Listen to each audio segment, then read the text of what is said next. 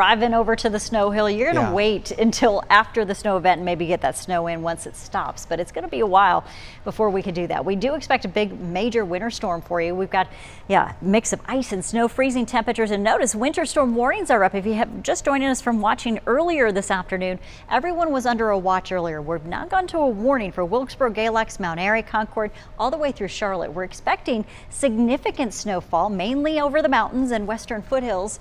And then as you get closer to the eastern foothills, we may see sleet, snow mixing in, and then a lot of icy conditions developing for folks in the southern Piedmont. That includes parts of Alamance County. So south of 85, we really think that it could be more of an ice event. And to the east, even some parts of Greensboro, Guilford County, as we lift you north, could see more of the freezing rain, and that could cause more widespread power outages. In addition, we've got the wind that we have to contend with too. 31 degrees in Reidsville, 36 in Greensboro right now, as well as Winston-Salem, and we're seeing that cold air rush in. So we were in the 50s earlier today. We've got 20s on the way, so new colder air mass. You're looking at the snow here.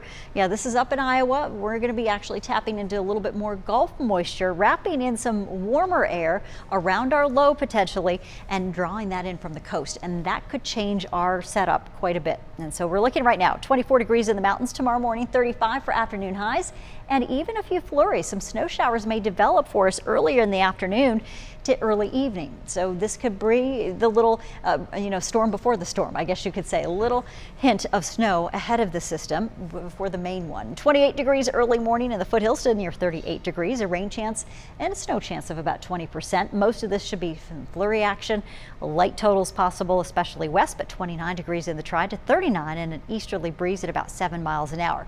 So here's one of the setups. You can see here we're going to have some showery action to start until those temperatures really continue to cool into the 20s, mainly down to the south. And so the storm system developing out of Georgia, heading into South Carolina, could bring in first sleet and snow for us, mainly that sleet mix over areas of Charlotte, possibly freezing rain later in the day. But right now we think that snow falls first, and then we start to see some sleet trying to mix in.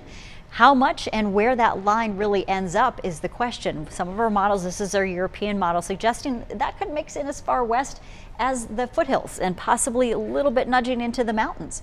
But then that low, as it tracks east, starts to wrap some warm air in the mid-levels, and that could also drag our snowfall totals down in the east, as we talked about. So most of this is going to fall on Sunday.